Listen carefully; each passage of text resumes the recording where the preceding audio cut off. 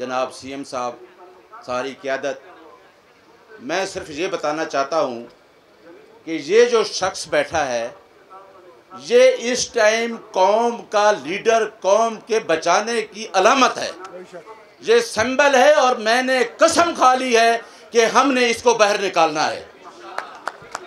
देखें, मेरे साथ इमरान खान 2009 में मैं प्रेसिडेंट था बार का, तो रूल ऑफ लॉ की तहरीक में इमरान खान रोड पे था।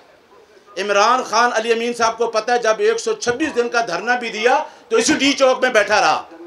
इमरान खान 2 साल अदलिया की तहरीक में हमारे साथ था, लेकिन ये 2 चोर मुल्क में एग्रीमेंट करके बाहर बैठे थे। वो कला उस तहरीक में थे, सिविल सोसाइटी थी और अवाम थी। मैं आपको एक पैगाम देना चाहता हूँ। अली अमीन साहब, मेरी 6 फरवरी को खान साहब से मुलाकात हुई और 6 फरवरी के बाद 8 फरवरी को इलेक्शन थे। अकेला मैं था। खान साहब ने मुझे कहा कि बताएं।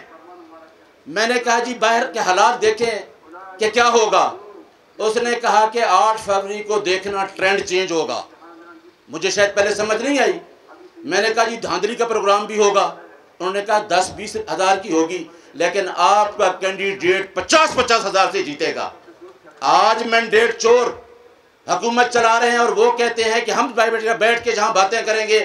क्या अली अमीन साहब, खान साहब ने यह भी पैगाम दिया कि जितने तक अब जेन्युइन नुमाइंदों को हुकूमत नहीं देंगे, जिस तरीके से बलूचिस्तान के हालात हैं KPK के, आप कामयाब नहीं होंगे। हमारी गवर्नमेंट, जो हमारे लोग जीते हुए हैं, इन फॉर्म 47 की हुकूमत के खिलाफ मुकाबला है और इंशाअल्लाह इस मुल्क को बचाने का तो एक नाम है, उसका नाम है इमरान खान। और इमरान खान को हमने बाहर निकालना है।